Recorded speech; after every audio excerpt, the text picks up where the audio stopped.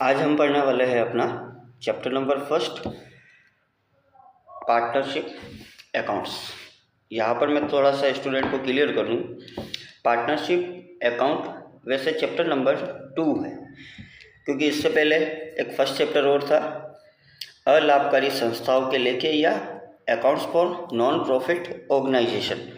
वो वाला चैप्टर अब सिलेबस से अपने कट हो चुका है और ये वाला जो चैप्टर है अब चैप्टर नंबर फर्स्ट बन चुका है। तो आज अपन पढ़ेंगे अपना chapter number first, partnership accounts या पार्टनरशिप बेसिक। जब दो या दो से अधिक पर्सन मिलकर कोई काम करते हैं तो उसे पार्टनरशिप कहा जाता है। और यहाँ पर पार्टनरशिप में कौन सा सेक्शन और कौन सी धारा लगती है, तो सेक्शन लगता है 4 और धारा लगती है 1932। According to partnership act 1932 section 4 Indian partnership act, तो यहाँ पर सेक्शन 4 एप्लीकेबल हो जाएगा और एक्ट कौन सा होगा तो 1932। फिर इसके बाद पार्टनरशिप में कम से कम 2 मेंबर होना ज़रूरी है और मिनिमम 2 मेंबर और मैक्सिमम मेंबर रहने वाले हैं अपने 50। तो यहाँ पर पार्टनरशिप में कौन सा एक्ट और कौन सा सेक्शन एप्लीकेबल होता है, तो एक्ट होता है 1932 सेक्शन 4 एप्लीकेबल होगा।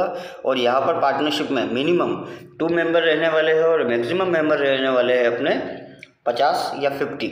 इसी तरह से अगर कोई बैंकिंग बिजनेस है तो बैंकिंग बिजनेस में मिनिमम 2 मेंबर रहने वाले हैं और मैक्सिमम 20 या 20 मेंबर रहने वाले हैं। तो इन सारी चीज़ों को या फिर इन सारी चीज़ों को एक्सप्लेन करने के लिए मैं इसमें कुछ चीज़ें और इंक्लूड करता हूँ। जैसे अपन ने अभी बात की थी, 2 या 2 से ज़्यादा 2 और मोर पर्सन मिलकर जब कोई बिजनेस करते हैं उसे पार्टनरशिप कहा जाता है और उसमें इंक्लूड होने वाले पर्सन को पार्टनर बोला जाएगा और उनके द्वारा जो बिजनेस किया जाएगा उसे पार्टनरशिप फर्म कहा जाएगा। तो यहाँ पर स्टूडेंट को मोस्टली याद रखना है जो अभी मैंने सारा समझाया, क्योंकि ये एग्ज़ाम के लिए बहुत इंपॉर्टेंट चीज़ है। तो यहाँ से अपने को मैंने जो भी आपको समझाया कुल 5 चीज़ें आपको समझाई है। अब ये 5 चीज़ें इस पूरे पैराग्राफ में इंक्लूड है। इन 5 चीज़ों को याद रखना है। वो 5 चीज़ें कौन कौन सी थी एक्सप्लेन कर देता हूँ मैं एक बार वापस। फर्स्ट था अपना पार्टनरशिप में कौन सा एक्ट और कौन सा सेक्शन एप्लीकेबल होता है, तो सेक्शन हो जाएगा अपना 4 और एक्ट हो जाएगा 1932।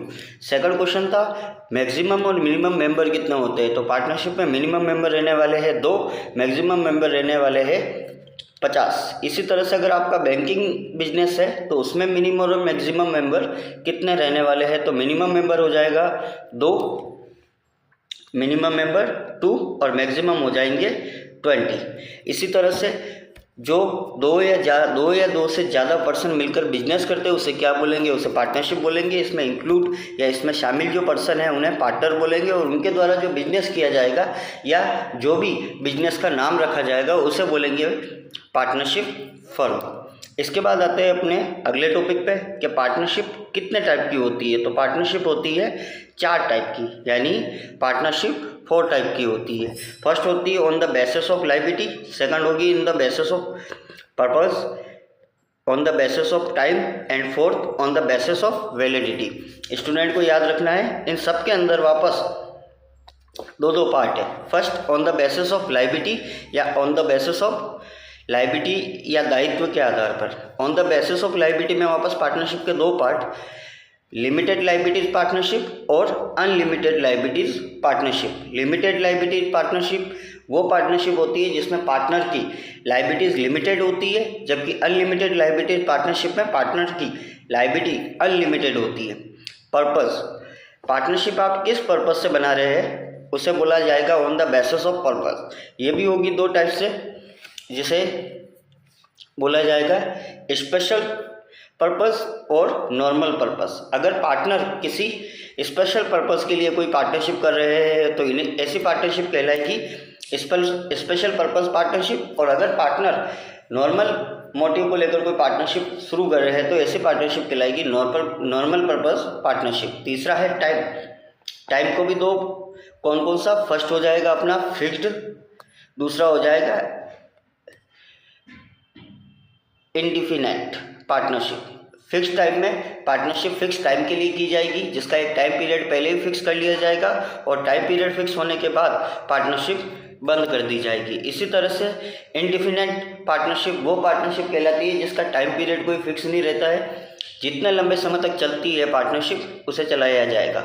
चौथा होता है on the basis of validity. Validity क्या है, इसको मैं लीगलिटी भी बोलूँगा, क्योंकि वैलिडिटी या टाइम सेम होता है तो इसे बोलेंगे अपन लीगलिटी। लीगलिटी के बेसिस पर पार्टनरशिप दो टाइप की होती है, लीगल पार्टनरशिप और इनलीगल पार्टनरशिप। लीगल पार्टनरशिप उसको बोलेंगे जिसमें पार्टनर मिलकर कोई लीगल वर्क करते हैं या लीगल काम करते हैं। फॉर एग्जाम्पल, आपने रेडीमेड कपड़ों की शॉप खोल ली या आपने कोई एफएमजी या किराने से रिलेटेड बिजनेस कर लिया, ये सारी एक लीगल चीज़ें हैं तो इसे बोला जाएगा लीगल पार्टनरशिप। और ऐसे ही आप कोई इलीगल काम करते हैं इंडिया में, खैर वो इलीगल काम गवर्नमेंट आपको करने नहीं देगी, फिर भी आप चोरी छुपे अगर कोई इलीगल काम करते हैं तो ऐसी पार्टनरशिप कहलाएगी इनलीगल पार्टनरशिप। तो यहाँ पर मैं एक बार वापस कुछ रिपीटेड कर रहा हूँ स्टूडेंट के लिए, याद रखना है कि आपके एग्ज़ाम की मैंने करीब 8 मार्क्स की तैयारी करवा दी है। अब क्या क्या चीज़ें वो 8 मार्क्स में आने वाली है थोड़ा सा एक बार वापस रिपीटेड कर देते हैं। फर्स्ट, पार्टनरशिप में section 4 act 1932 minimum member 2 maximum member 50, banking business minimum member 2 maximum 20। Partner मिलकर जो काम करेंगे उसे बोलेंगे पार्टनरशिप फर्म, और जो इंक्लूड होगा उसे बोलेंगे पार्टनर, और उन दोनों पर्सन या जो भी पर्सन इंक्लूड है उनको बोलेंगे पार्टनरशिप। तो यहाँ पर ये पांचों चीज़ें याद रखनी है। फिर इसके बाद याद रखना है पार्टनरशिप कितने टाइप की है, तो पार्टनरशिप 4 टाइप की है। इसके बाद आगे आते हैं हम अगले टॉपिक पे, पार्टनरशिप डीड।